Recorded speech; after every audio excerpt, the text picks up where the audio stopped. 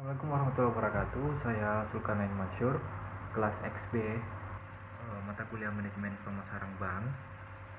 Di sini saya akan menjelaskan beberapa poin dari salah satu produk dari bank, yaitu Bank BNI. Di sini saya akan menjelaskan pertama-tama apa sih nama tabungan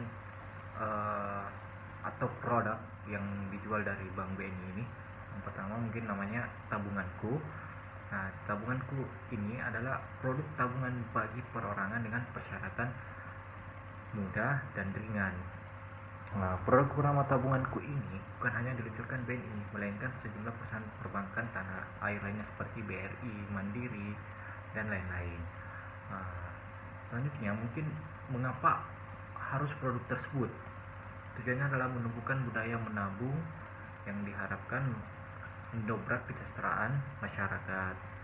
Sama seperti produk tabungan lainnya yang ditawarkan BNI, BNI tabunganku juga menawarkan suku bunga yang cukup menarik seperti itu. Bunga dihitung berdasarkan saldo harian dan jenjang saldo atau biasa disebut tiering. Saldonya bisa berkisar antara Rp0 hingga Rp500.000, dikenakan bunga sebesar 0% per tahun. Adapun saldo harian lebih dari Rp500.000 sampai Rp1 juta dikenakan bunga sebesar 0,25% per tahunnya. Untuk saldo harian lebih dari Rp1 juta mungkin akan mendapatkan bunga sebesar 1% per tahun. Di sisi lain, keuntungan BNI tabunganku mungkin bisa saya jelaskan satu-satu atau saya sebutkan. Yang pertama mungkin tetap menyediakan buku tabungan, yaitu tabunganku BNI. Yang kedua, saldo minimum setelah penarikan 20.000, tidak seperti produk tabungan lain antara 50.000 hingga 100.000. Jumlah penarikan minimum di teller itu minimal 100.000. Terus keuntungan lainnya itu bebas biaya administrasi, setoran awal ringan 20.000 saja, transaksi penarikan tunai, setoran tunai, dan pemindahan bukuan bisa dilakukan melalui teller di kantor cabang BNI. Meski standar diberikan dari Bank Indonesia BI adalah bahwa tabungan ini diterbitkan tanpa ATM, tabunganku juga memiliki fitur opsional atau fitur opsional atau kustomisasi yang bisa ditawarkan bank dalam menyelenggarakan produk tabunganku. Salah satu fitur ini adalah kartu ATM dan layanan jasa lain dengan kesepakatan dalam biaya yang lebih ringan. Poin fitur ini yang menjadi pembeda antara tabunganku BNI dan produk tabunganku bank lain, yaitu BNI sendiri menawarkan tabunganku konvensional dan tabunganku syariah dengan aturan yang berbeda. Itu ada beberapa keuntungan dari BNI tabunganku. Terus saya akan menjelaskan kapan sih produk ini dijual. Tabunganku ini program pemerintah diluncurkan pada 20 Februari 2010 silam oleh Bapak atau mantan Presiden Bapak Susilo Bambang Yudhoyono yang waktu itu masih menjabat sebagai Presiden Republik Indonesia bersama Gubernur Bank Indonesia, dan tetap ada hingga saat ini dan bisa dipakai oleh masyarakat luas. Selanjutnya, di manakah produk ini akan dijual? Di masyarakat luas dengan perseorangan dan juga yang telah memiliki usaha agar dapat menumbuh kembangkan usahanya. Dan pastinya punya usaha, itu poin utama.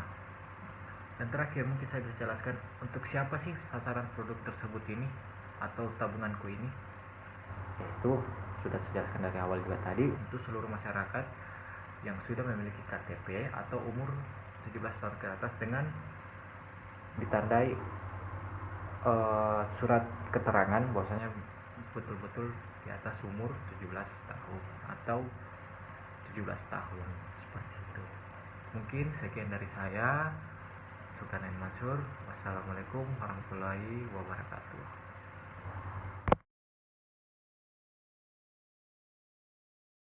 Assalamualaikum warahmatullahi wabarakatuh.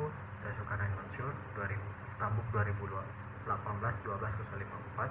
Di sini saya akan menjelaskan langkah apa saja yang dilakukan PT Bank Negara Indonesia atau yang lebih dikenal atau Bank BNI dalam masa pandemi saat ini, yaitu melihat dari video yang sebelumnya itu cara Bank BNI melakukan penjualan terhadap salah satu produknya. Di sini saya akan menjelaskan langkah-langkah apa saja yang dilakukan PT Bank BNI untuk menjual produknya di masa pandemi saat ini. Jadi PT Bank Negara Indonesia atau lebih dikenal Bank BNI melewati paruh pertama tahun 2020 yang penuh tantangan akibat pandemi COVID-19. Perlambatan kinerja ekonomi Indonesia dan global secara bersamaan dengan capaian yang cukup baik dan melampaui perkiraan sebelumnya.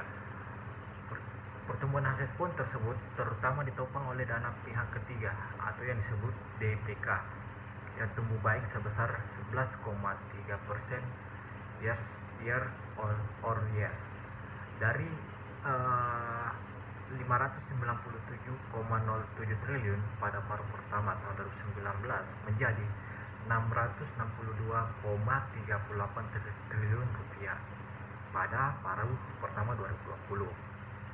Pertumbuhan DPK tersebut lebih baik dibandingkan dengan pertumbuhan DPK di industri per Juni 2020 yang tumbuh di angka 7,9%. Pada intinya PT Bank BNI kami melakukan langkah-langkah disiplin biaya dengan melakukan efisiensi pemakaian beban operasional, di mana pertumbuhannya dapat kami tekan hingga 0,3%. Penghematan tersebut BNI lakukan terutama dengan mengendalikan biaya-biaya variabel yang disebabkan adanya penyesuaian operasional dan proses bisnis pada masa pandemi. Pada saat perekonomian terkontraksi itu mencapai 5,23% sepanjang semester pertama tahun 2020 karena dampak pandemi COVID-19. BNI tetap menjalankan fungsi intermediasinya dengan baik dengan pertumbuhan yang selektif dan terukur. Hal ini ditunjukkan dengan kredit yang tumbuh sebesar 5,0% dari 549,23 triliun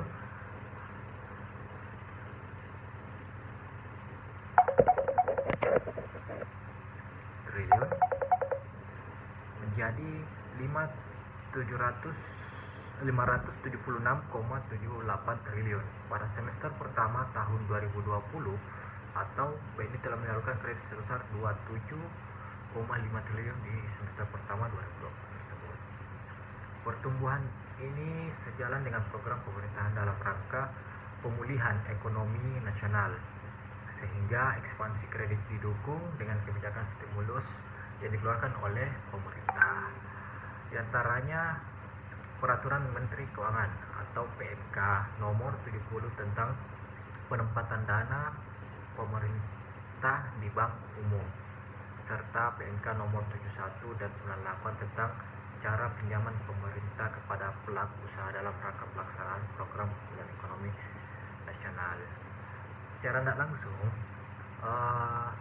BNI melakukan cara yang tadi saya jelaskan, yaitu pinjaman kembali ke pihak ketiga atau yang disebut DPK seperti itu. Di BNI akan terus mencermati perkembangan dari pandemi COVID-19 ini serta dampaknya terhadap perekonomian global maupun domestik. Menurut hemat dari PT Bank BNI, masih sulit untuk memprediksi kapan COVID-19 akan berakhir, mengingat penularan masih terus berjalan dan belum menunjukkan tanda-tanda perlambatan, dan mungkin WHO juga memperingatkan bahwa pandemi masih jauh dari akhir, sehingga masyarakat diimbau untuk tetap mengikuti protokol kesehatan. Jadi mungkin cukup sekian yang bisa saya sampaikan. Jadi untuk teman-teman semua tetap jaga kesehatan, selalu pakai masker, dan jangan lupa selalu cuci tangan. Sekian dan terima kasih. Wassalamualaikum warahmatullahi wabarakatuh.